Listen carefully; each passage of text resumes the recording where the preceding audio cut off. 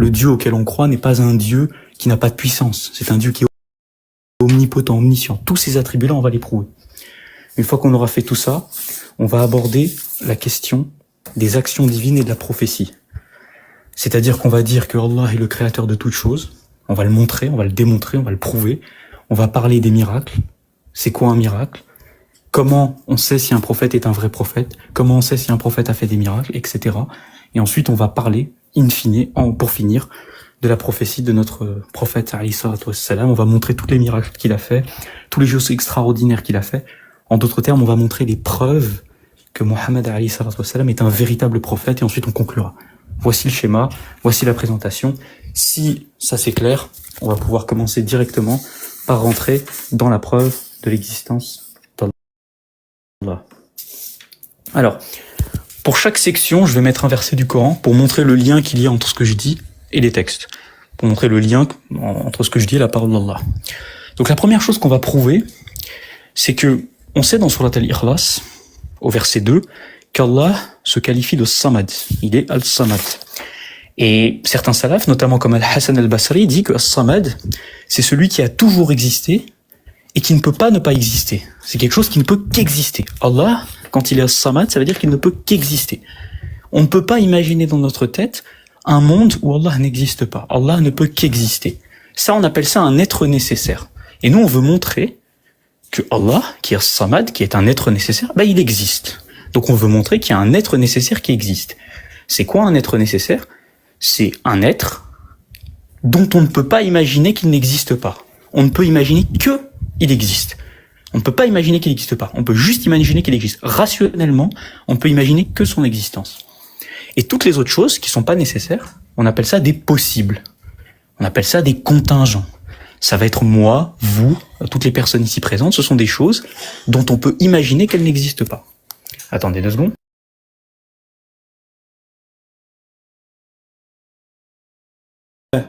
S'il vous plaît, remettez les commentaires, s'il vous plaît. Remettez Ça commence fort, hein. Ça commence très, très fort. Léon, ça commence fort, hein. Léon, les frères, remettez les commentaires. C'est bon, j'ai remis. Voilà, ils doivent échanger dans les commentaires, c'est important. Hein. Remettez les commentaires, ça va. Voilà. S'il y a des commentaires négatifs, là, vous bloquez. Voilà. S'il y a des commentaires négatifs. Je reprends. Yvonne, n'hésite pas à demander aux gens s'ils veulent que tu répètes un point ou s'ils n'ont pas compris un point. Il n'y a pas de souci. Ok. Donc je disais, Allah, c'est un être nécessaire. C'est un être qui ne peut qu'exister. Nous, on veut montrer qu'il y a un être qui est effectivement samad, c'est-à-dire qu'il ne peut qu'exister. On va montrer qu'il y a un être nécessaire. Si on montre qu'il y a un être nécessaire, on montre que Allah existe. Pourquoi? Parce qu'Allah dit qu'il est samad. Allah dit qu'il est un être nécessaire. Maintenant que vous avez compris c'est quoi un être nécessaire, c'est un être qui ne peut qu'exister, il faut que je vous introduise une autre idée, un autre concept, c'est les possibles, les choses qui sont possibles. Les choses qui sont possibles, c'est pas très compliqué, c'est toutes les choses qui peuvent exister comme ne pas exister. Je vais vous donner des exemples. Par exemple, là, le frère Léon, il existe. Mais par exemple, il aurait pu ne pas exister. C'est pas impossible que Léon n'existe pas.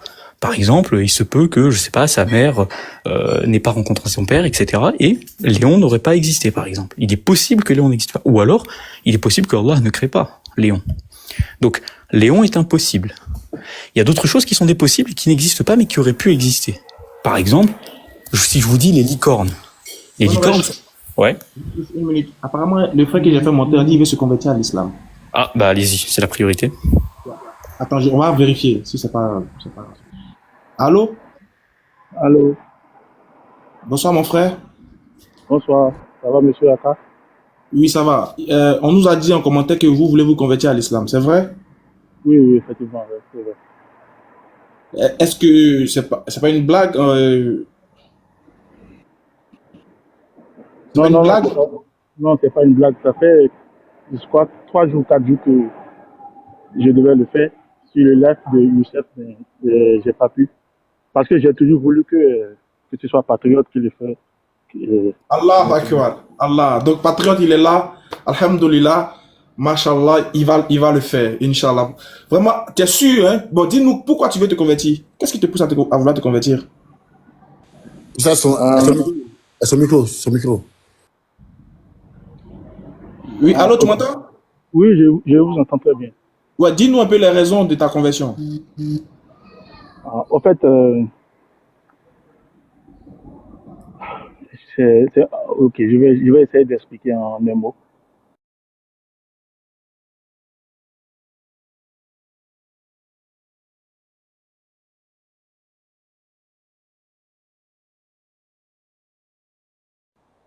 Les gens priaient à côté de moi. Je ne savais pas, mais je savais que c'était pas les prières qu'on faisait à l'église, comme ça. Vous êtes chrétien, c'est ça? Oui, je suis chrétien, je suis chrétien céleste. Je suis D'accord. béninois, je suis céleste. Ok. Donc, Ok. je savais que c'est pas la prière que nous on faisait.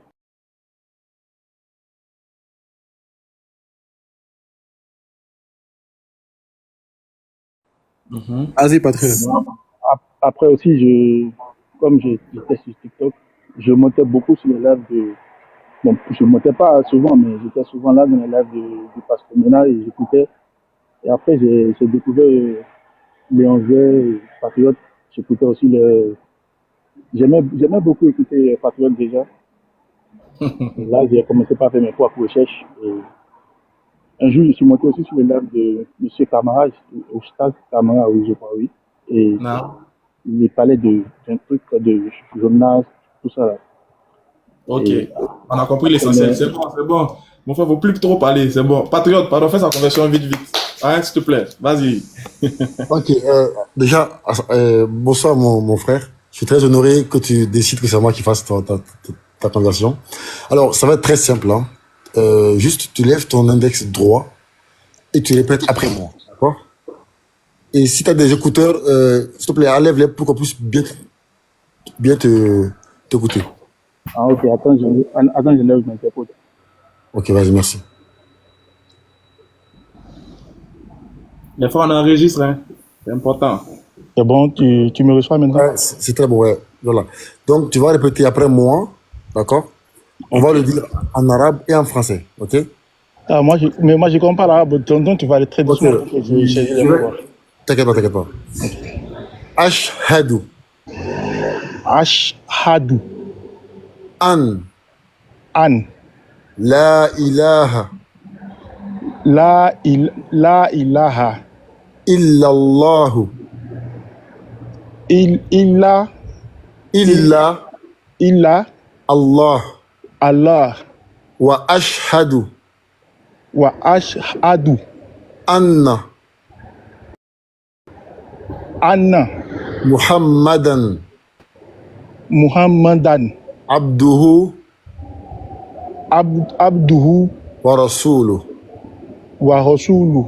Donc, on l'a dit en arabe, on va le redire en français. Ok? Ok. J'atteste J'atteste avec ma langue avec ma langue et je reconnais dans mon cœur et je reconnais dans mon cœur qu'il n'y a pas d'autre divinité qu'il n'y a pas d'autre divinité digne d'être adorée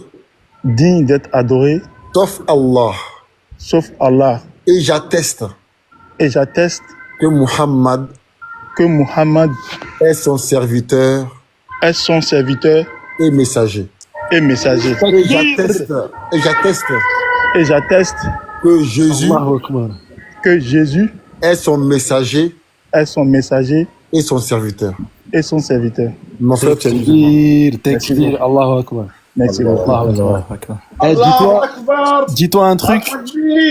Renoir, dis-toi un truc, que tous tes péchés sont transformés en bonne action. Ils se sont effacés. Tu es comme un bébé, actuellement. Donc fais des invocations pour nous. Maintenant, nous, on est jaloux, là. Faut que tu fasses des invocations pour nous. maintenant. Kaby, maintenant tu sais pourquoi Shaitan il a œuvré pour stopper ton live. Voilà. Je comprends maintenant. Shaitan, on a pris coup. Je comprends pourquoi j'ai fait accident. Mon frère Renoir, donc n'hésite pas à m'envoyer un message en privé. Voilà, on va te mettre en contact. Oui, avec des personnes qui... Voilà. je vous ai suivi il y a longtemps aussi. Voilà. Ils vont vous apprendre c'est quoi l'islam, qui vont vous accompagner dans cette procédure-là. Voilà. Il y a comme je suis d'accord. Shaitan, tu es vécu. Comme ça, en même temps, tu vas aussi écouter Evan Roche, qui était sur un développement. Ça va même t'aider encore plus. Vraiment, je suis très content. Voilà. Maintenant, fais des doigts pour nous. Voilà. En français, fais des doigts pour nous, parce que nous, on est jamais... Mon frère, dis n'importe quoi, Dieu n'a qu'à réaliser dans notre vie, pardon. N'importe. Pardon. Dis quelque chose. Que le Dieu vous bénisse tous. Amen. Comme moi, je ne sais pas faire des dizaines de en arabe. Yeah, moi, je veux qu'il me donne une chambre salon au paradis. Pardon, faut dire ça. Que Dieu nous donne une chambre salon au paradis. Ok, mon frère, ok. Merci beaucoup à toi. Okay? Merci. Je vais rester en bas pour mieux vous écouter. Ok, merci beaucoup. Barakallah fik. Qu'Allah te préserve, Renoir. Qu'Allah te préserve. Bandroche, désolé, hein, on a Bandroche, désolé, allons-y, bismillah. Il n'y a pas de souci. Donc je reprends le développement rapidement. Donc on a dit quoi? On a dit que Allah, c'est un être nécessaire, c'est-à-dire que c'est un être qui ne peut qu'exister. C'est-à-dire que l'inexistence à son sujet est une impossibilité logique. On ne peut pas la concevoir, c'est une impossibilité. On a parlé aussi des possibilités. Les possibilités, ce sont des choses qui peuvent exister comme ne pas exister. Par exemple, si je dis Léon Zer, Léon Zer, il existe, mais il aurait pu ne pas exister. Et puis il y a des choses aussi qui n'existent pas, et elles auraient pu exister. Par exemple, on aurait très bien pu imaginer un autre Léon Zer avec une autre coupe de cheveux, etc. Ça n'existe pas, mais ça aurait pu exister. Allah, il aurait pu créer cette possibilité-là. Donc on a introduit les nécessaires, donc l'être nécessaire, c'est quoi? Et on a introduit les possibles, c'est quoi? Maintenant, nous, on veut montrer qu'il y a un truc, il y a quelque chose qui existe et qui est un être nécessaire. Comment on fait ça? En fait, on va faire un raisonnement par l'absurde. C'est quoi un raisonnement par l'absurde? Ça veut dire, on va faire comme les athées. On va faire les athées, on est comme vous. On dit comme vous, il n'y a pas d'être nécessaire. Et on va voir si cette position, elle est cohérente. Et en fait, on va remarquer qu'elle n'est pas cohérente, cette position. Et comme elle n'est pas cohérente, on va se dire, votre position, elle n'est pas cohérente, ça veut dire que c'est la nôtre qui est cohérente. Et donc, ça veut dire qu'il y a un être nécessaire. Donc, supposons qu'il n'y a pas d'être nécessaire. Il n'y a pas quelque chose qui est as-samad. Il n'y a rien de nécessaire. Toutes les choses sont possibles. Mais si toutes les choses sont possibles, par exemple moi, Ismaël, etc., tout ça c'est possible. Si toutes les choses sont possibles, il faut se poser une question. Les possibles, ils doivent avoir un créateur, ils doivent avoir une cause. Quelle est la cause de Léon Zer? Je sais pas moi, il y a des choses qui ont causé Léon Zer. Qu'est-ce qui fait que la Terre est de telle manière? Il y a une cause qui a fait que la Terre est d'une telle manière. Les possibles, ils ont une cause. Pourquoi ils ont une cause, les possibles? C'est pas très compliqué. Impossible, c'est quelque chose qui existe, qui peut exister et qui peut ne pas exister. On a vu, Léon Zer, il existe, mais il aurait pu ne pas exister. Mais du coup, qu'est-ce qui fait que Léon Zer, il existe, alors qu'il aurait pu ne pas exister? Il faut une cause, il faut une explication, parce que sinon, il n'y a pas de raison. Il n'y a pas de raison que Léon Zer, il existe, alors qu'il aurait pu ne pas exister. Donc il faut une cause. On appelle ça une cause. Et la cause, elle doit être autre chose que Léon Zer. Elle doit être, je sais pas moi, les parents de Léon Zer. Elle doit être autre chose encore. Donc on a dit, il n'y a pas d'être nécessaire. Tout ce qui existe, c'est que des possibles. C'est que des possibles. Et on a dit que les possibles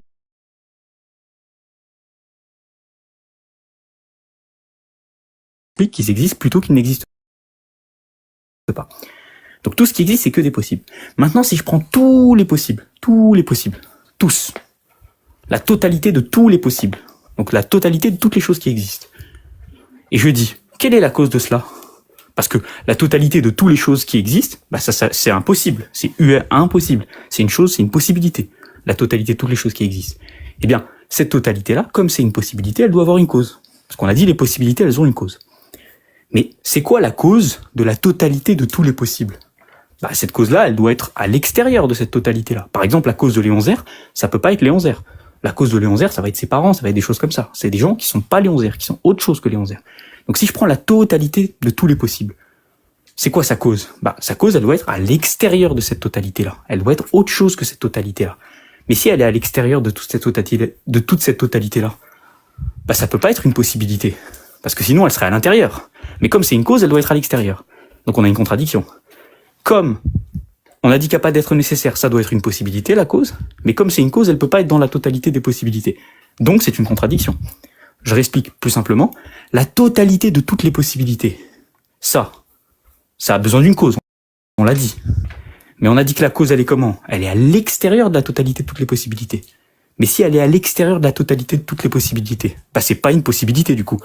Et on a dit qu'il n'y avait pas de nécessaire, donc c'est une contradiction. Ça peut rien être du tout.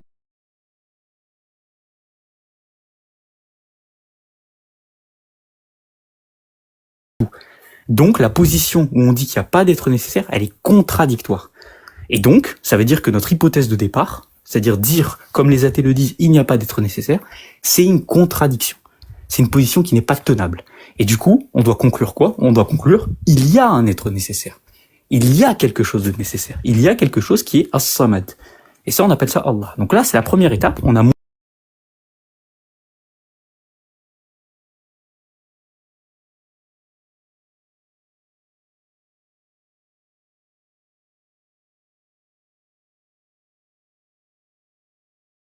cet existant qui est as-samad, il faut qu'on montre qu'il n'a pas de début, qu'il n'a pas de fin. Bon.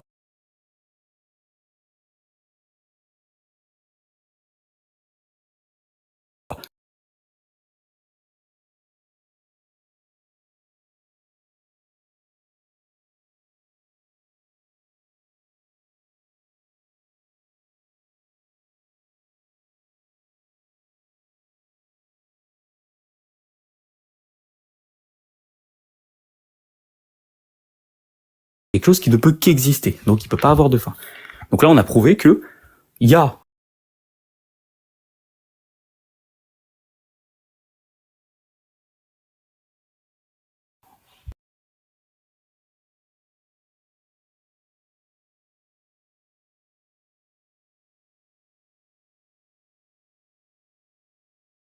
qu'est-ce qui se passerait? Bah, s'il avait un créateur, ça voudrait dire que voilà, il aurait eu un début. Il aurait été dépendant de quelque chose d'autre. Mais on a dit quoi? On a dit qu'un être qui est samad, il ne peut qu'exister. Il peut pas avoir de début. Donc c'est pas possible qu'il ait un créateur. Il peut pas avoir de début et son existence, elle ne dépend que de lui-même. Donc si on dit qu'il a un créateur, alors son existence, elle dépendrait d'autre chose et ce serait une contradiction. Donc on a montré pour le moment qu'il y a un être nécessaire, un être qui est samad, que cet être, il a pas de début et qu'il a pas de fin, et que cet être, il a pas de cause. Allah, il dit dans le Coran, sourate 35, verset 15, qu'il est El-Rani, c'est-à-dire, on peut l'interpréter comme le riche, mais aussi comme un être qui est autosuffisant, qui ne dépend de rien d'autre, qui ne dépend pas de cause, de créateur. Donc, à ce stade de la discussion, on a un Dieu qui n'a pas de début, qui n'a pas de fin, qui n'a pas de cause, qui est autosuffisant.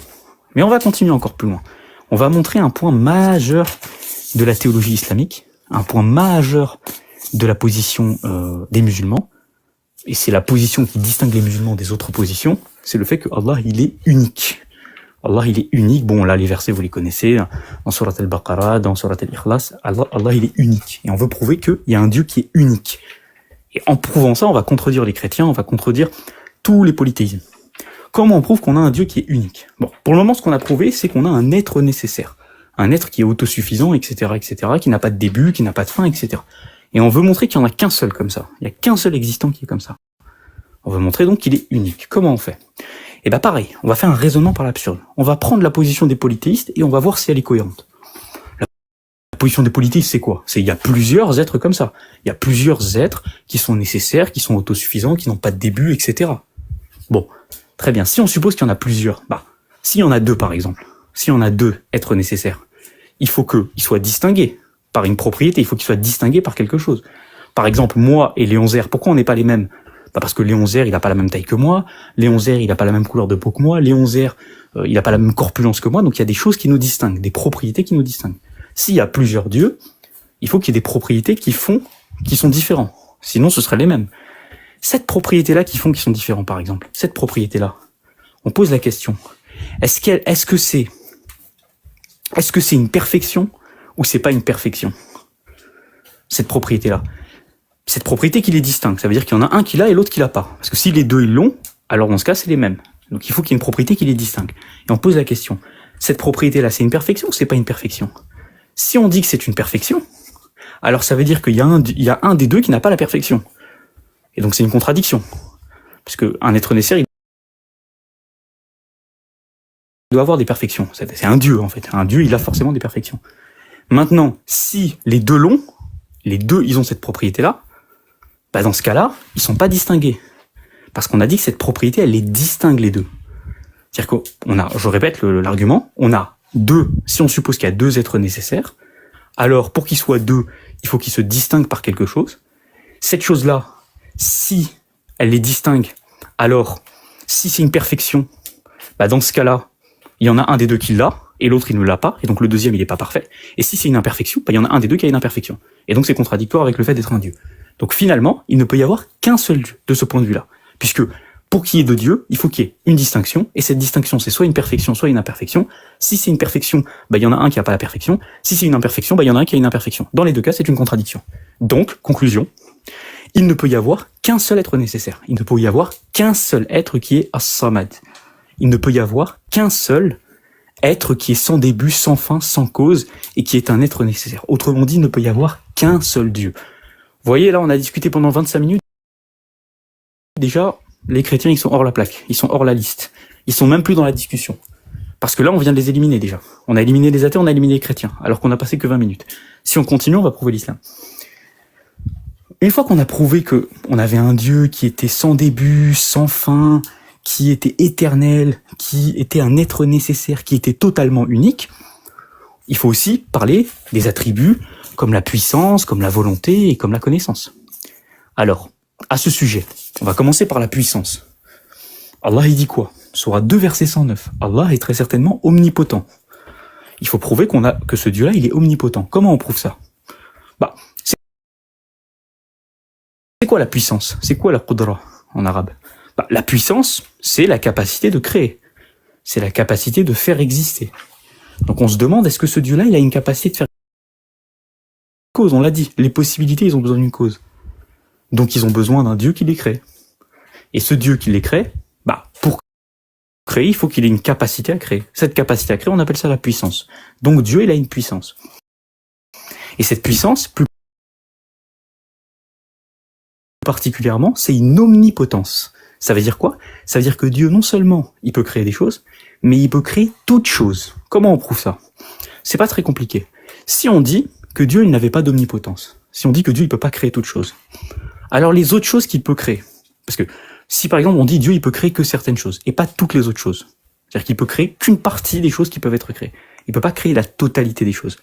Alors on pose la question, les choses qu'il peut pas créer par exemple, si on suppose qu'il peut pas créer toutes choses, les choses qu'il ne peut pas créer, est-ce qu'il aurait pu être capable de les créer, ou est-ce qu'il aurait pas pu? On voit bien que c'est une possibilité, on peut très bien imaginer un Dieu omnipotent. On peut très bien imaginer un Dieu qui soit omnipotent. Ça veut pas dire que c'est le cas, mais ça veut dire qu'on peut l'imaginer. Si on peut l'imaginer, et si on dit que ce Dieu-là, il n'est pas omnipotent, il a juste une puissance, pourquoi sa puissance est juste une puissance et c'est pas une omnipotence? C'est quoi la cause de cela? Il faut qu'il y ait une cause. Si on dit que la puissance, ça s'applique, si on dit que Dieu ne peut créer que certaines choses, pourquoi il peut créer que certaines choses et pas toutes les choses? Et le problème, c'est que si on dit ça, alors dans ce cas-là, il faut qu'il y ait une cause qui explique pourquoi il cause. Ouais. D'accord, excusez-moi, 30 secondes. Dites pour les commentaires. La famille, il y a 1200 personnes. Laissez les commentaires, écoutez ce que Von dit. Concentrez-vous. C'est super important. Le mieux, c'est de couper les commentaires pendant un peu Non, on laisse, parce qu'il y a des gens qui auront besoin de poser des questions, comme ça on note, on regarde les questions qui sont posées, qu'on revienne. Ah, ok.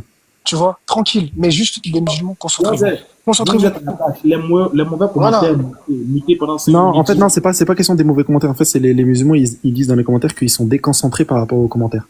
Frère, regardez, je vous donne une astuce. Prenez des notes. Attendez, je vous donne une astuce. Restez appuyé sur l'écran. Ça va vous afficher d'enlever l'affichage, enfin alléger l'affichage, normalement ça va vous dire ça. Cliquez sur ça, au moins comme ça vous met pas les commentaires, tout simplement. Ceux qui veulent pas voir les commentaires, mettez ça. Cliquez, restez appuyé. On note dans les commentaires, il y a des messages, il y a des questions, on va noter dans les commentaires, donc ne vous inquiétez pas.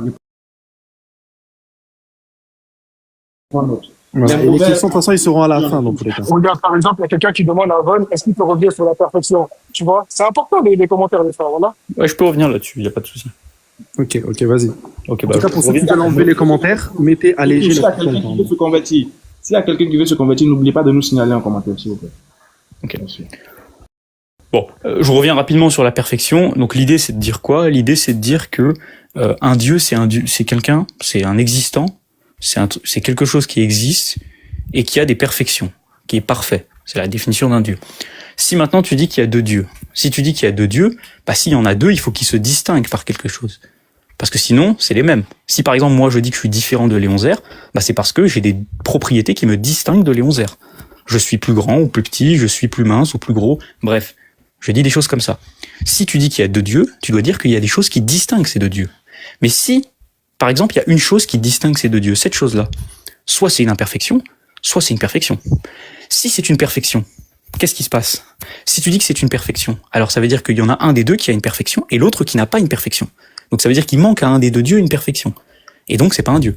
Et si tu dis que ce qui les distingue c'est une imperfection, alors t'es en train de dire quoi? T'es en train de dire qu'il y a un des deux dieux qui a une imperfection. Mais ça c'est pas possible, un dieu il n'a pas d'imperfection. Donc dans tous les cas de figure, il y a une contradiction. Donc si tu dis qu'il y a deux dieux, ils doivent se distinguer. Si cette chose c'est une perfection, alors il y en a un des deux qui l'a pas. Si cette chose c'est une imperfection, alors il y en a un des deux qui l'a. S'il y a un des deux qui n'a pas de perfection, il est imparfait. S'il y a un des deux qui a une imperfection, il est imparfait. Dans tous les cas de figure, il y a une contradiction. Voilà. Maintenant, c'est une version de Tamayouz pour ceux qui connaissent, c'est une version de Burhan et Tamayouz qui est facile à comprendre. C'est pour ça que j'ai pas pris la version dure. Je reviens sur la puissance. On a dit quoi? On a dit que on a un dieu, mais ce dieu-là, on veut prouver qu'il est capable de créer des choses. On l'a dit. Il y a d'autres choses qui existent. Ces autres choses, c'est des possibilités. Les possibilités, elles ont besoin d'une cause. Elles ont besoin d'une raison qui font qu'elles existent. C'est forcément Dieu qui fait exister ces choses-là. Et pour faire exister quelque chose, il faut avoir une capacité à faire exister. Et la capacité à faire exister, on appelle ça la puissance, la qudra. Donc Dieu, il a une qudra. On va aller plus loin. On va dire que cette qudra, cette puissance, elle est capable de créer toute chose. Pourquoi elle est capable de créer toute chose? Parce que si tu dis que la puissance de Dieu, elle n'est pas capable de créer toute chose, mais elle n'est capable de créer qu'une partie des choses. Alors dans ce cas-là, je pose la question. L'autre partie des choses qu'elle n'est pas capable de créer, est-ce qu'elle aurait pu être capable de la créer ou pas? Est-ce que Dieu aurait pu avoir une omnipotence? Par exemple, si tu dis que Dieu, il n'a pas une omnipotence, il a une puissance restreinte, une puissance qui lui permet pas de faire toute chose, je pose la question.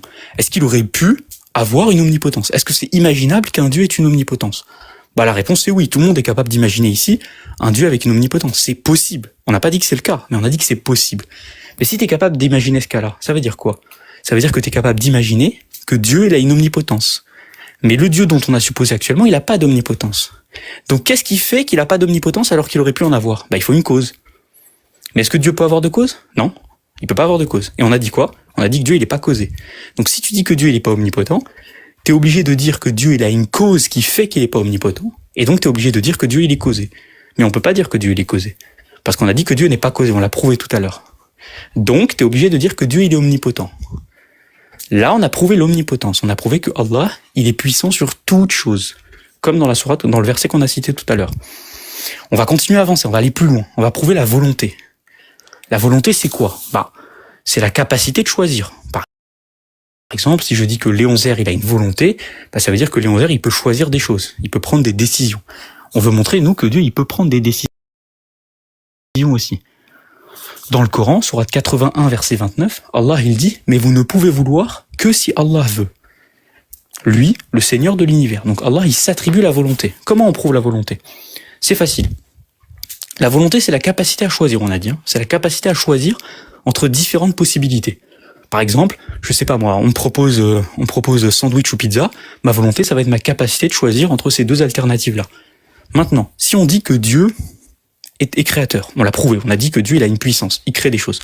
Quand par exemple, Dieu, il crée, un objet, il crée quelque chose. Par exemple, un arbre. Si Dieu, il crée un arbre, il peut créer par exemple un sapin ou un palmier. Si Dieu crée un sapin, qu'est-ce qui fait qu'il crée le sapin et pas le palmier? Parce que Dieu, on est d'accord, on a dit qu'il était omnipotent. Donc Dieu, il est capable de créer un sapin et un palmier. Qu'est-ce qui fait qu'à un moment donné, il crée le sapin et pas le palmier, par exemple? Parce que les deux sont possibles. Donc il faut qu'il y ait une capacité qui vienne sélectionner, qui vienne choisir laquelle des possibilités va être créée. Il faut que Dieu ait une capacité à choisir ce qui va être créé. Soit le sapin, soit le palmier. Parce qu'il peut créer les deux. Donc qu'est-ce qui fait qu'il crée l'un plutôt que l'autre? Eh bien c'est un autre attribut qu'on appelle la volonté, qui va être la capacité de choisir entre les choses qu'il peut créer. Par exemple, le sapin ou par exemple le palmier. Par exemple, la planète Terre ou par exemple la planète Saturne. Donc c'est une capacité qui permet à Dieu de choisir les objets qu'il va créer. Parce que Dieu, il crée pas n'importe quoi. Par exemple, Dieu, il a pas créé un triangle violet géant au-dessus de la France. Il a pas créé ça. Il a créé d'autres choses. Donc qu'est-ce qui fait que Dieu, il a pas créé ça et il a créé autre chose? C'est sa volonté. C'est une décision. C'est un choix.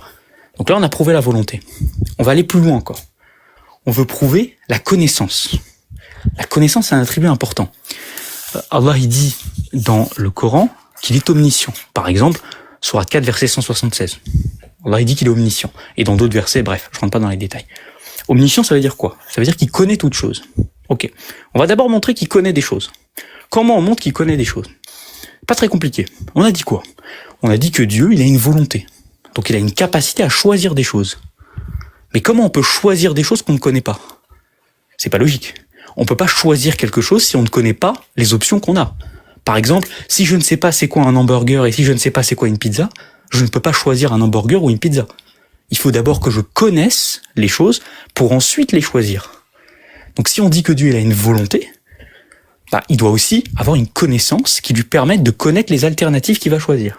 Et donc là, on a prouvé la connaissance. Parce que la volonté implique la connaissance. Donc si Dieu il a une volonté, alors il a une connaissance. Donc Dieu il a une connaissance. Mais non, on veut pas juste une connaissance. Nous aussi, les humains, on a une connaissance. Un Dieu, il est parfait. Il n'a pas juste une connaissance. Il a une omniscience. Ça veut dire qu'il connaît toutes choses. Comment on prouve ça?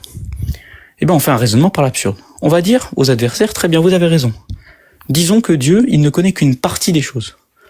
Qu'une partie, pas toutes. Juste une partie des choses. Si on dit que Dieu connaît une partie des choses, il y a des choses, du coup, qu'il ne connaît pas. Et du coup, on pose la question. Est-ce que Dieu, il aurait pu connaître toutes choses? Est-ce que c'est possible d'imaginer, là, tout le monde, est-ce qu'on peut imaginer un Dieu qui connaît toutes choses? La réponse c'est oui, c'est une possibilité. Mais si c'est une possibilité, pourquoi Dieu ne connaît pas toutes choses? Pourquoi cette possibilité-là, elle est réalisée? Elle n'est pas réalisée plutôt.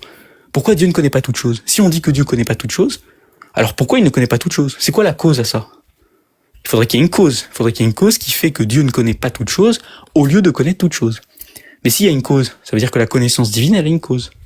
Mais si la connaissance divine a une cause, ça veut dire que Dieu, il est causé. Mais on a dit quoi au début? On a dit que Dieu n'est pas causé. Donc c'est une contradiction. Donc on ne peut pas dire que Dieu ne connaît pas toutes choses. On est obligé de dire que Dieu connaît toutes choses. Si on dit que Dieu ne connaît pas toutes choses, on est obligé de dire qu'il est possible que Dieu connaisse toutes choses. Mais si on dit qu'il est possible que Dieu connaisse toutes choses, alors il faut qu'il y ait une cause qui explique pourquoi il connaît qu'une partie des choses et pas toutes choses. Et s'il a une cause, dans ce cas, c'est pas un Dieu, on a dit que Dieu n'était pas causé. Donc c'est une contradiction. Donc, si c'est une contradiction, ça veut dire que notre hypothèse, elle est vraie, et pas l'hypothèse de l'adversaire. Et notre hypothèse, c'est quoi? C'est Dieu est omniscient. Donc on a prouvé un Dieu qui a une volonté, qui a une omniscience, qui est unique, qui n'est pas causé, qui n'a pas de début, qui n'a pas de fin. Pour le moment, là, on a un Dieu musulman, pour le moment. On a un Dieu transcendant, totalement absolu, unique, et qui correspond au verset du Coran, pour le moment. Mais on va continuer, on va aller plus loin encore. On va aller plus loin.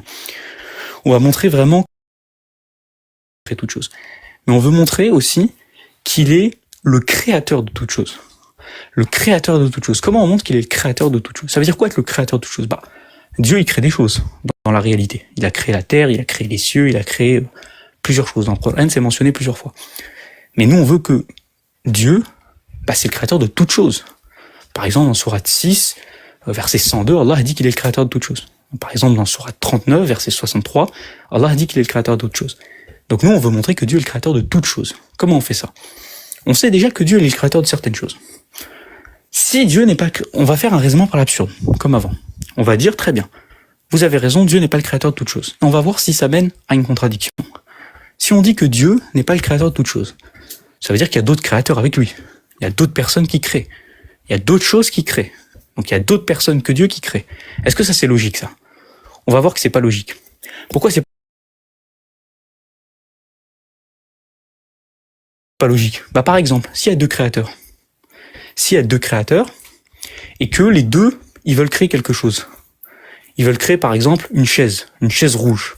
Que les deux, ils veulent créer une chaise rouge. Qu'est-ce qui va se passer si les deux créent une chaise rouge? En fait, il n'y a pas beaucoup de possibilités. Si par exemple le premier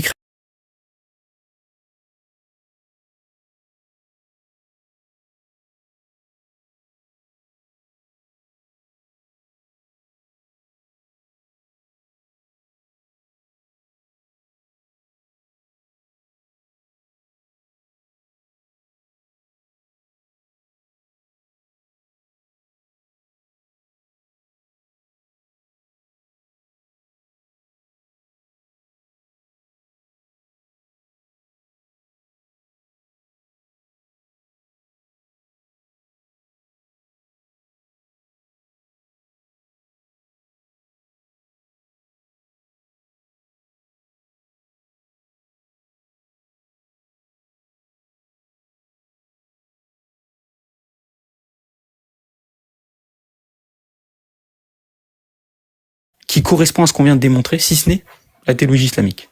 Vous regardez les chrétiens, eux, ils croient en 3 hypostases, ils croient en 3 divinités en réalité.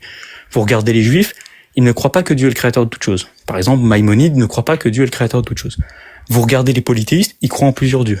Vous regardez les animistes, etc. Eux, ils croient, même pas en plusieurs dieux, mais ils croient en des espèces d'êtres inanimés, sans volonté, sans connaissance, etc.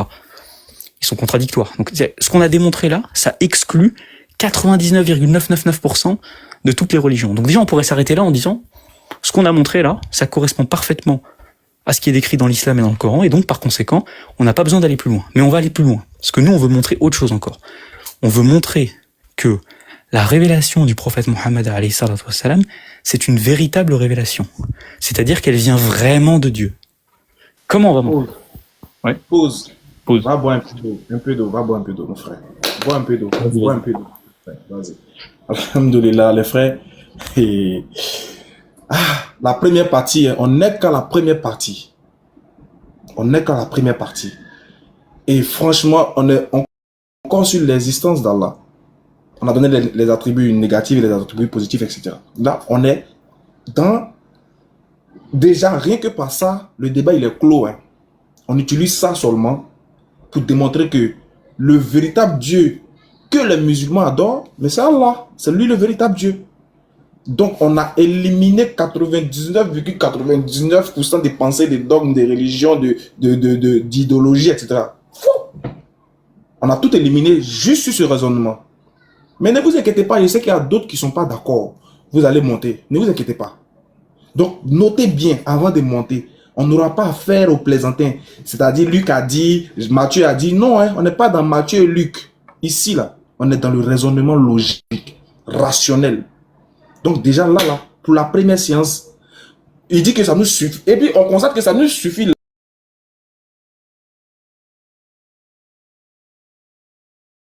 L'âge.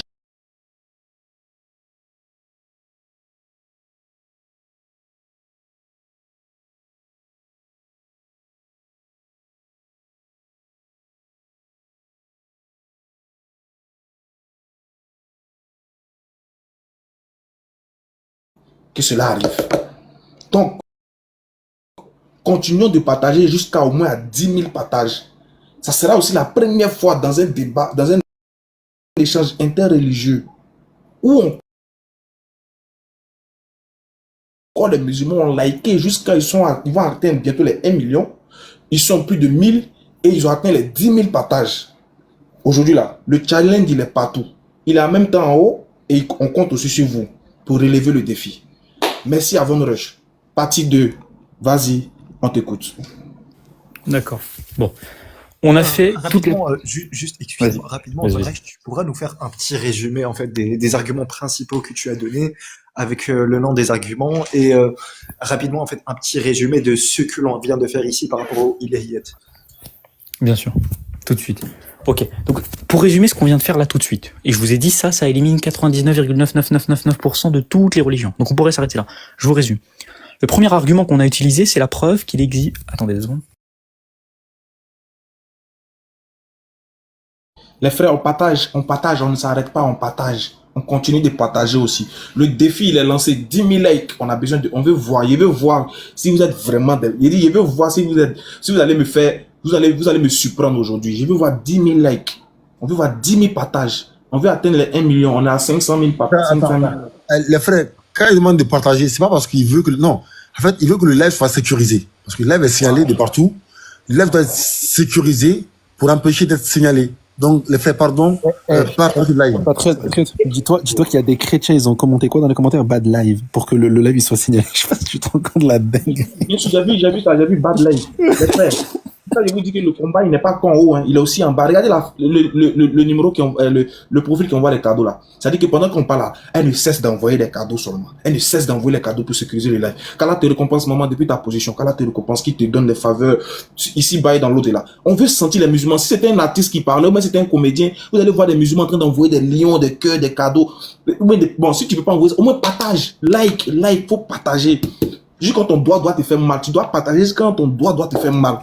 Ça doit être un témoignage pour toi au jour de la résurrection. Ah Allah, on parlait de ta véracité, on voulait te démontrer que tu es vrai. J'ai tapoté quand il y a mon doigt me fait mal. Ce jour-là, j'ai tapoté, donc il faut avoir pitié de moi. Il faut m'accorder le paradis. J'ai tapoté, j'ai partagé jusqu'à mon doigt me faisait mal. Chacun doit avoir sa baraka dans ça. Il y a eu des gens qui sont venus, on a eu un converti, le frère, un converti. C'est dans combien de lives vous voyez ça? C'est dans combien de religions vous voyez ça? Où des gens se réunissent pour parler de Dieu.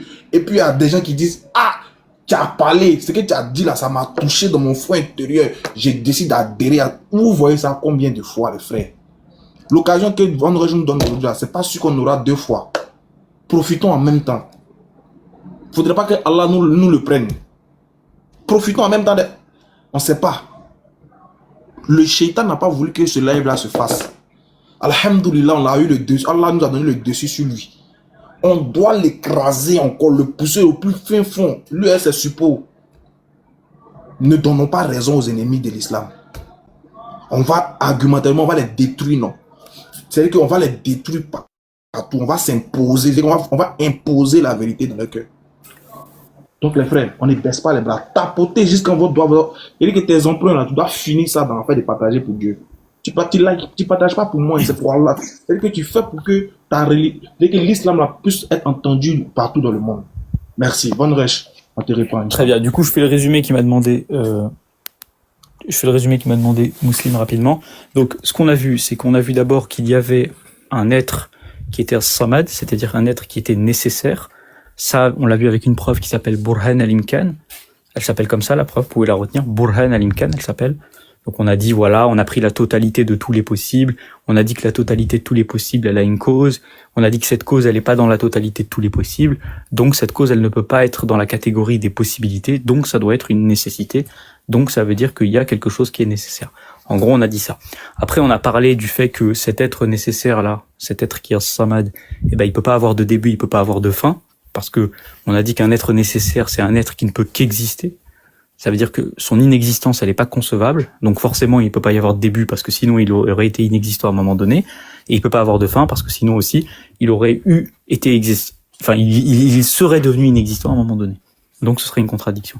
Ensuite, on a vu que ce Dieu-là, il n'était pas causé. Parce que si on dit qu'il est causé, dans ce cas, c'est une contradiction. Ça voudrait dire que c'est une possibilité. Mais on a dit quoi? On a dit que c'était une nécessité. On a dit que c'était un être nécessaire. On a dit que c'est un être qui est samad, qui ne peut qu'exister. S'il est causé, c'est-à-dire qu'il est créé, alors dans ce cas-là, il y a un moment où il n'existait pas. Et donc, ça veut dire qu'il n'est pas nécessaire. Et donc, ça veut dire qu'il n'est pas samad. Et ça, c'est une contradiction. Ensuite, on a parlé rapidement de l'unicité de Dieu. On a dit que voilà, il peut pas y avoir plusieurs dieux, parce que s'il y avait plusieurs dieux, il faut qu'ils se distinguent par une propriété, par quelque chose. Cette propriété par laquelle ils se distinguent, ça veut dire que c'est une propriété que il y en a un qui l'a et l'autre qui ne l'a pas. Par exemple, Léon Zer, il est pas comme moi parce que, je sais pas, il est plus grand que moi. Il a la propriété de faire 1m90 et moi, j'ai pas cette propriété-là. Bah là, c'est pareil. Pour qu'il y ait plusieurs dieux, il faut qu'il y ait un dieu qui ait une propriété qui distingue de l'autre. Mais cette propriété, soit c'est une perfection, soit c'est une imperfection. Si c'est une perfection, alors dans ce cas-là, bah, il y en a un qui a pas une perfection. Donc c'est pas un dieu, parce qu'un dieu qui manque d'une perfection, bah, ça peut pas être un dieu. Et si c'est une imperfection, bah, ça veut dire qu'il y en a un qui a une imperfection. Et du coup, c'est une contradiction aussi. Donc, et s'il n'y a pas de propriété qui les distingue, bah dans ce cas, il n'y a pas de Dieu, il n'y en a qu'un seul. Et du coup, c'est notre position qu'on appelle le tawhid. Ça, cette preuve-là, on appelle ça Burhan al-Tamayyuz. Preuve qui a été développée par les savants, elle s'appelle Burhan al-Tamayyuz. Ensuite, on a vu que Allah, il est le créateur. On a vu que Allah, il avait une puissance, il était omnipotent, etc. On a vu que la puissance, c'est la capacité à créer. On a vu que s'il y avait des choses qui existaient, bah, il faut que quelque chose les ait fait exister. Et on a vu que c'est l'être nécessaire, c'est Samad qui doit les avoir fait exister. Mais pour les faire exister, il faut une capacité à créer, on appelle ça la puissance. Mais on a vu aussi que la puissance, elle peut créer plein de choses différentes. Donc il faut une raison pour laquelle la puissance, elle peut créer une chose particulière. Par exemple, moi, je peux là tout de suite manger une pizza ou un hamburger. Mais qu'est-ce qui fait que je mange l'un et pas l'autre? Ben ça, on appelle ça une volonté, une capacité à choisir entre les deux. Ben c'est pareil ici. Allah, il crée des choses, mais qu'est-ce qui fait qu'il crée des choses particulières et pas d'autres?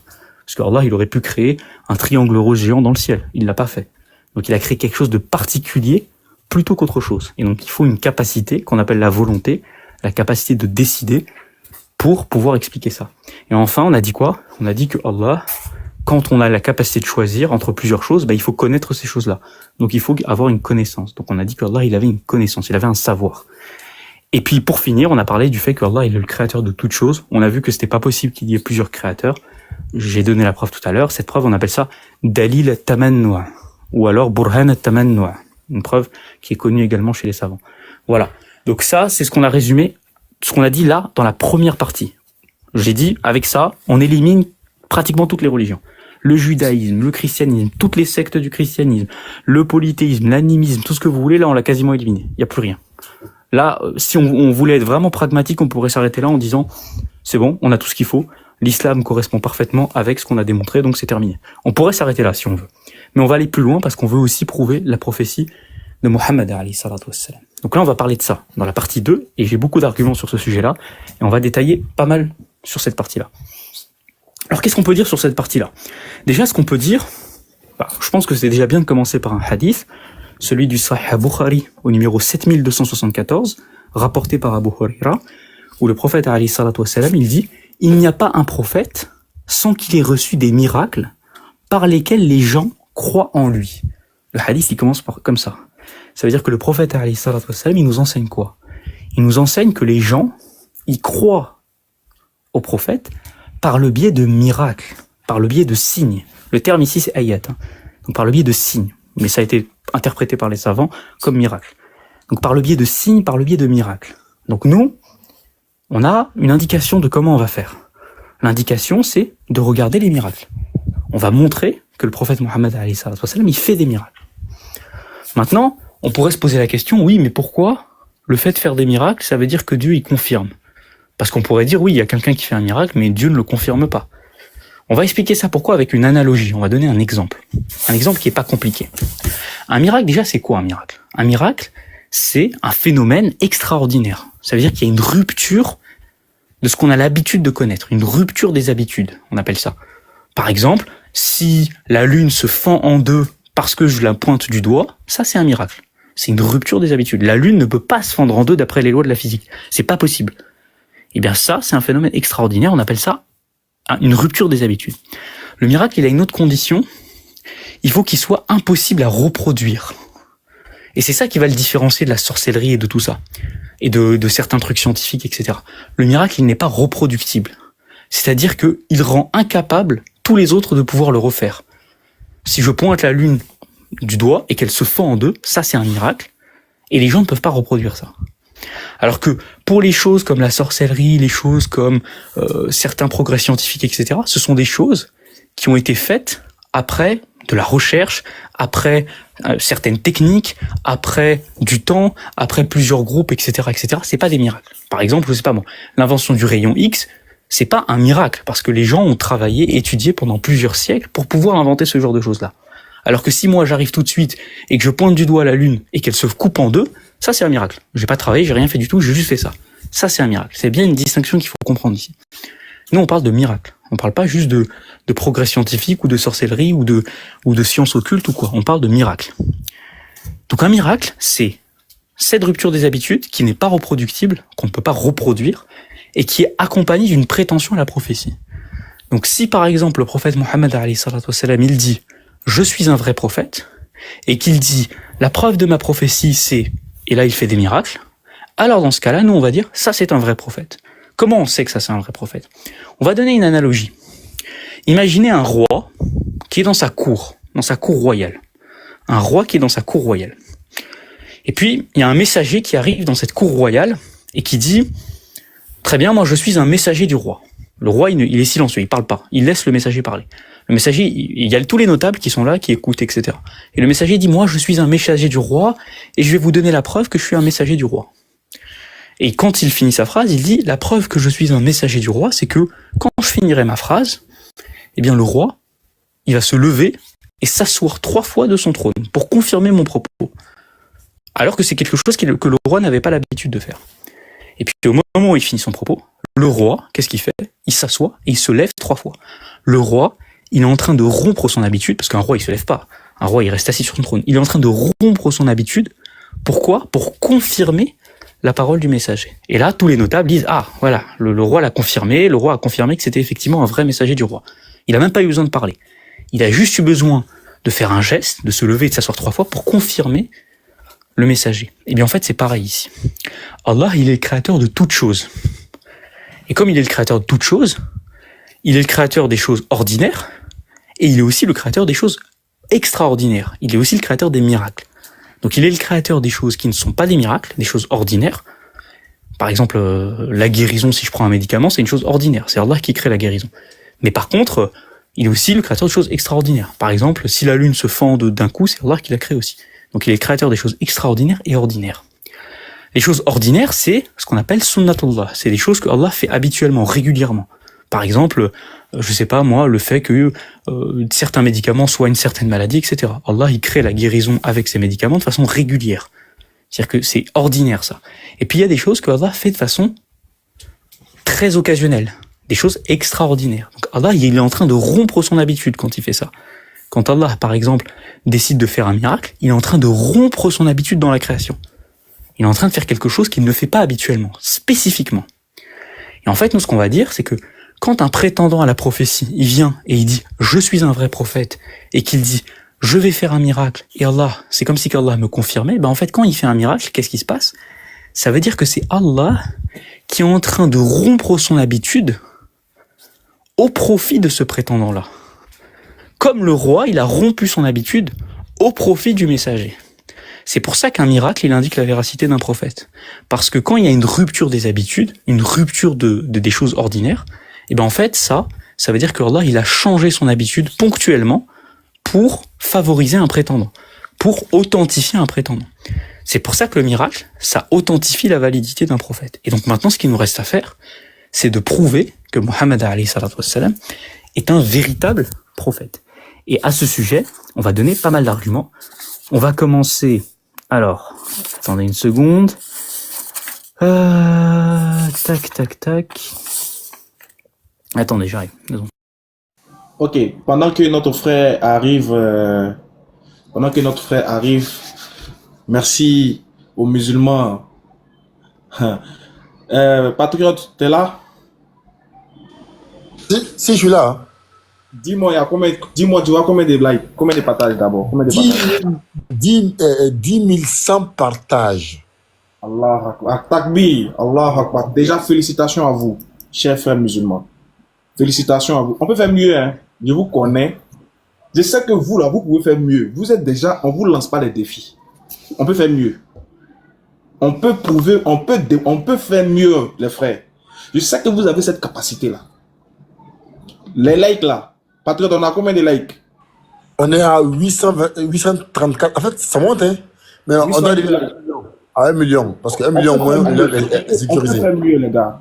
Ce défi des likes, là, on peut faire mieux, hein. Voilà. Donc, tout ça, c'est pour stabiliser le live. C'est-à-dire qu'on a mis les dômes de fer. Là, c'est les dômes spirituels. Les dômes de fer spirituels. Actuellement, le live, là, il est entouré des anges. Il n'y a pas un chayatine qui peut venir ici. Quand on va finir, le premier koufar qui a monté là, c'est qu'il va se prendre une raclée. C'est que le premier koufar qui a monté après ce live, c'est que quand on va finir le live, l'exposer, le premier koufar qui a monté pour dire qu'il va venir poser une contradiction, vous allez voir comment il sera fouetté. De toute façon, on a gagné le Mali là. Voilà. Big up à tous mes parents. De toute façon, on a pris Mali en... Vous vous souvenez, non? Le premier coup qui a monté, c'est comme ça s'est passé. À la dernière minute, 89 minutes, 17 secondes, beau, D1. Voilà, fini. Donc, mes parents malins, ne vous fâchez pas. Hein. Bon, mon tonton, c'était juste un coucou depuis ta position. C'était juste un coucou depuis ta position. Donc, on partage les frères, on continue de stabiliser. Dès qu'on finit le premier coup qui a monté, là, vous allez voir. Ha! On va faire ça bien. Donc, on remet notre frère Van Rush. Non, Ismaël, t'as oublié un truc. Il y a 1300 personnes. Abonnez-vous ceux qui ne sont pas abonnés à Von Reich, à Ismaël Aka, LFTR, Léon, Muslim, Messire, Patriote et Lams. Abonnez-vous en masse. Ils font souvent des lives, donc ils donnent beaucoup d'enseignements. Et si vous avez des questions, justement, c'est lorsqu'ils vont faire des lives qu'il faudrait y aller et poser des questions. Donc abonnez-vous en masse, les frères. Les frères, on n'a pas besoin de vous dire que vous devez vous abonner quand même. Vous, quand vous écoutez l'enseignement là, ça doit vous devrez vous abonner. C'est une obligation de vous abonner. Si vraiment tu as la recherche de la vérité, vous devez vous abonner. C'est que normalement les 1300 personnes là, on doit avoir au moins 1200 personnes se connecter cette nuit là, sur son compte, Inch'Allah. Barakallahu fik. Mon frère, si tu es prêt, c'est quand tu veux. Tac. Alors, du coup, donc là, maintenant qu'on a parlé de la méthodologie pour déterminer si Mohammed est un vrai prophète, on a vu que c'est la méthodologie des miracles. Donc maintenant, on va donner des miracles parmi les plus extraordinaires du prophète Mohammed alayhi salatu wassalam. Et on va les exposer en détail, on en a beaucoup, il y a beaucoup de choses à exposer. Ça, c'est des arguments que les gens vont comprendre plus facilement, parce que ces arguments, c'est plus concret. Donc c'est pour ça que cette partie-là, j'ai beaucoup insisté dessus, c'est maintenant où il faut vraiment être à fond, même si, j'ai dit, la première partie, elle suffit. En fait, vous pouvez prendre soit la première partie, soit la deuxième partie, soit les deux. La première partie, c'est une partie plus rationnelle, plus technique. Cette partie-là, elle est plus concrète, avec plus de textes, plus d'éléments concrets. Les deux parties réunies, c'est parfait. Mais une suffit. J'ai dit la première, déjà, ça suffit pour prouver l'islam. Avec la deuxième, on va prouver l'islam encore une fois, mais d'une autre manière, avec une approche différente, avec les miracles, justement. Alors, le plus grand miracle du prophète, alayhi salatu wassalam, vous le savez déjà tous, c'est le Coran. Et je vais donner plusieurs exemples de miracles en lien avec le Coran. Plusieurs exemples de choses qui sont extraordinaires, qui sont en lien avec le Coran. Des choses qui sortent du commun, des choses qui ne sont pas explicables autrement que par une intervention divine directement. Alors, je vous invite déjà, tout simplement, à considérer ce qui est marqué dans le Coran. Sourate 2, verset 23. Allah, il dit une chose. Il dit, si vous avez un doute sur ce que nous avons révélé à notre serviteur, tâchez donc de produire une sourate semblable et appelez vos témoins, je précise sur ce point, il est important, appelez vos témoins que vous adorez en dehors d'Allah si vous êtes véridiques. Et là, il y a un point intéressant. Donc, là, il y a un défi. Allah, il propose aux Arabes polythéistes, qui étaient des plus grands spécialistes dans l'éloquence, dans la rhétorique, etc., c'est-à-dire dans la manière d'utiliser la langue, il leur propose un défi. Dans leur propre domaine. Il leur dit, produisez une sourate semblable. Essayez de faire pareil. Si vous êtes véridique. Et en fait, ce qui est intéressant, c'est que il y a une partie dans le verset, parce qu'a priori, déjà, on peut se poser la question, le verset a été révélé à Médine, c'est dans Surat al-Baqarah, il a été révélé à Médine. Les gens à qui le défi a été envoyé, donc c'est-à-dire c'est les Qurayshites, c'est les Arabes de la Mecque, qui étaient en guerre contre les Médinois, qui donc étaient même dans une situation de famine, parce que justement les routes commerciales ont été bloquées au nord, donc ils étaient dans une situation de famine, ils étaient dans une situation de guerre, ils étaient dans une situation de baisse des biens, ils étaient dans une situation où ils étaient affaiblis complètement, etc. Et le Coran leur fait un défi. Il leur donne la possibilité de finir l'islam en un défi. En un défi, il leur donne la possibilité de terminer l'islam, en leur disant « produisez une sourate semblable ». Là, vous allez dire « oui, mais peut-être le défi il est compliqué, etc. » Donc, c'est pour ça qu'ils n'ont pas voulu le tenter. Le défi, s'ils réussissent et répondent au défi, alors, c'est bon, ils ont terminé l'islam. S'ils répondent pas, ça veut dire qu'ils sont incapables de le faire. Parce que quand on est dans une situation difficile et qu'on a une solution facile, comme c'est le cas ici, alors que c'est leur spécialité, la langue arabe, eh bien forcément on choisit la solution facile. Mais eux, ils n'ont pas répondu au défi. Et le Coran rend le défi encore plus facile pour eux. Pourquoi il le rend plus facile? Parce que Allah, il dit, appelez vos témoins. Les shuhada. Mais c'est quoi les shuhada? Eh ben, on a plusieurs narrations qui nous parlent de ça. Par exemple, on a parmi ceux qui ont interprété, comme Mujahid, par exemple, qui disent que c'est ceux qui témoignent. Qu'est-ce que c'est ceux qui témoignent? Ça veut dire que quand le Coran dit appelez vos témoins, en fait, il parle du fait que les Arabes, ils ont même le droit d'apporter leur propre juge, leur propre témoin, pour dire si effectivement ils ont réussi à relever le défi ou pas. Ça veut dire que, pour eux, il suffisait de venir produire une sourate semblable, ils ramenaient leur propre juge, leur juge, il leur disait, ouais, c'est bon, vous avez réussi à remplir le défi, et puis hop, le défi, il est répondu, et dans ce cas, le Coran est contredit. Et les Arabes, ils avaient tout intérêt à faire ça. Ils avaient tout intérêt à faire ça. Ils étaient dans une situation délicate, ils étaient dans une situation de famine, ils étaient dans une situation de guerre, etc.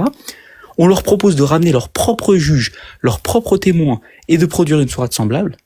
Et bien, ce qui s'est passé, c'est qu'ils l'ont pas fait. Ils l'ont pas fait. Alors qu'il y avait toutes les raisons qu'ils le fassent. Et ils l'ont pas fait. Donc la seule explication à ça, c'est que s'ils l'ont pas fait, c'est que dans ce cas-là, il y a un phénomène extraordinaire qui s'est produit. Il y a eu une incapacité de leur part de faire ça. Parce que quand on vous dit reproduisez quelque chose de semblable, et pour déterminer si effectivement c'est reproduit ou pas, t'as le droit de ramener ton propre juge, donc il va pas être objectif le juge, il va être partiel, il va aller en faveur des Qurayshites. Donc les Qurayshites ont le droit de ramener leur propre juge partiel. Et même ça, ils l'ont pas ramené. Ils l'ont pas ramené. Donc ça veut dire que finalement, ils ont vraiment été incapacités, il y avait une incapacité totale à reproduire une sourate semblable. Et la chose qui est encore plus étonnante encore, c'est que la plus petite sourate, elle ne contient que 10 mots. Elle ne contient que 43 lettres. C'est-à-dire que, si on récapitule,